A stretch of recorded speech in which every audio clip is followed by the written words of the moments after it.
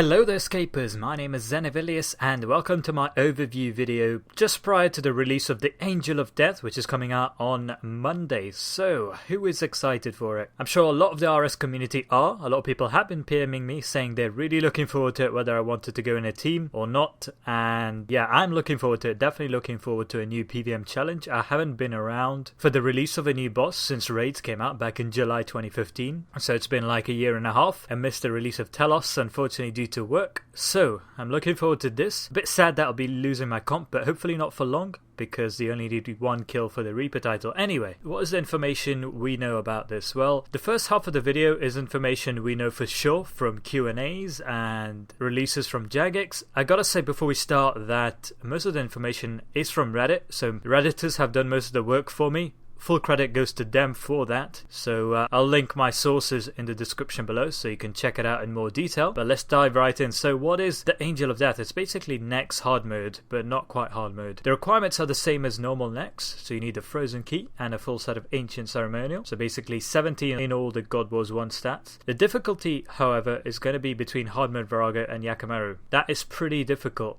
going by how difficult Yakamaru was on release and how much time it took for people to figure it out, although there was a glitch I suppose in terms of not being able to close pools. The location is pretty much going to be where Nex is, so opposite the current Nex entrance. The kill itself is going to work a bit like Yakamaru and Hardman Virago, well Virago in general, so one kill per instance and you got to go in again, but the instance is free. And when is it going to be released? Well, basically like tomorrow or day after, depending on when I release this video. So Monday the 30th of January, so make sure you get that day off everyone, all the PVMers out there, so you can get stuck into Nex. What are the requirements for capes and titles? Well, it's fairly simple. You need a one kill for Reaper. It's not a hard mode version of Nex. It's a completely different boss fight. For final boss, of course, you need 100 kills, so rip final boss and a rip insane final boss, unless you get the pet on your first drop, which may happen. I wouldn't be surprised. For Reaper tasks, it's going to count as a separate task from Nex, and unlike raids you will be able to get it from the Reaper assignment system, but it will count as a team only boss because it is a team only boss. It's not soloable. Well, it's supposed to be not soloable. Apparently Mod Ramen said he would alk his blue party out if anyone solos it within 1 month of release, so rip his blue party out I guess, if there are people such as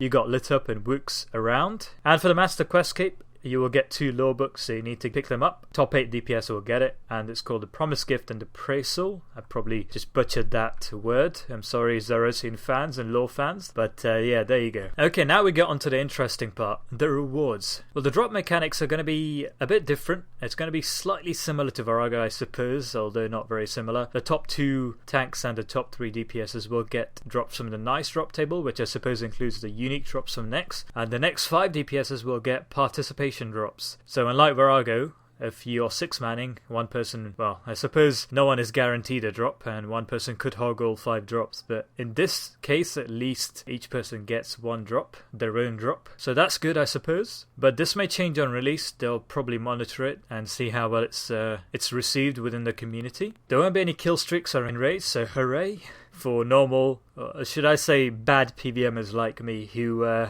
probably fail anything above a 0% in rage and probably can't get a kill streak of more than 1. So I guess it's similar to normal Nex in that respect. And now we finally come to the drops. So there are 3 main drops. The main valuable drop I suppose is going to be the Praisal Codex. It will unlock 3 new prayers. These are going to be overhead level 99 prayers. They're going to be stronger versions of Turmoil, Anguish and Torment. They're going to be called Desolation, Malevolence and Affliction. And the key is that they're going to be overhead prayers, right? So you can't use protection prayers or soul split alongside them, but you may be able to flick. I'm sure the community will come up with some really cool strategies to figure out how to make the most of them. The pet will have a 1 in 3k drop rate and it will have a 1000 threshold. Now that's different because usually the threshold is 5 times less than the drop rate, but this time it's only 3 times less. So the threshold is fairly high I suppose, but the drop rate is 1 in 3000, which is higher than the 1 in 5000 of God Wars, but lower than the 1 in 2000 of Nex I believe. And finally the last thing that's going to drop is something cool. It's going to be called Intricate Chests, and these will contain armor overrides, 1 for each of the 4 mages. It's going to be interesting to see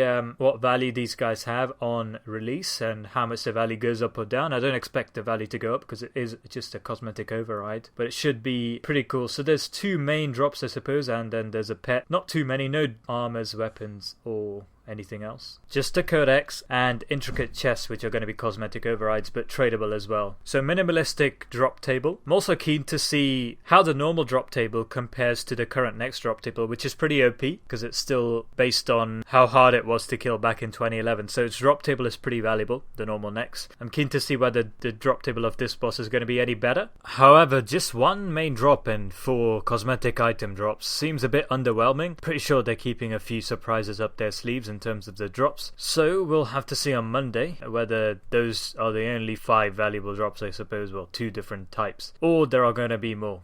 It's time to move on to the combat now, see what we can glean from all the information we've been given, including yesterday's livestream, or Friday's livestream. So in the livestream they showed how to get into the arena, which is gonna be via an entrance opposite the next entrance. I don't know if there's gonna be a bank inside, probably just gonna use the next bank, and then you touch a pillar to get in. Once you get in, you need to touch something called a flowing energy, and then next will spawn on top of you. Now, she'll also say something which you can see on screen now. It looks like it might be similar to Yakamaru and Beastmaster's enrage mechanic, because it happens as soon as she attacks you, which is also what happens when Beastmaster or Yakamaru attacks you. So that may be what happens, but again, I'm going to be using a lot of maybes and possiblies in this video because I have no idea for sure as far as the combat mechanics are concerned. But one thing we know for certain is that the fight will be based around the 4 different stones as was shown in the trailer: smoke, shadow, blood and ice. And the glaze or boost won't work as well. Mod Ramen confirmed that. Apparently we'll also adapt and scale its mechanics based on a number of people, similar to Calfight King, I suppose. It's also immune to stuns, so rip nips even more, but we're not sure whether it's reflect immune. Maybe that it changes immunity throughout the kill, but that would be a bit of a bold statement to make. It looks like it isn't immune to stun because there's a lot of reflect damage you see throughout the video. Few interesting things happening here. First of all, there's a massive boundary of ice in which everyone is. There's 3 minions out as well. They're much larger. They have HP and adrenaline, and 2 of them are asphyxiating the DPSs. Where they're asphyxiating, there's a red bomb that drops, which people move away from. And there's a 3rd minion, which is a bit far away. And next is also attacking,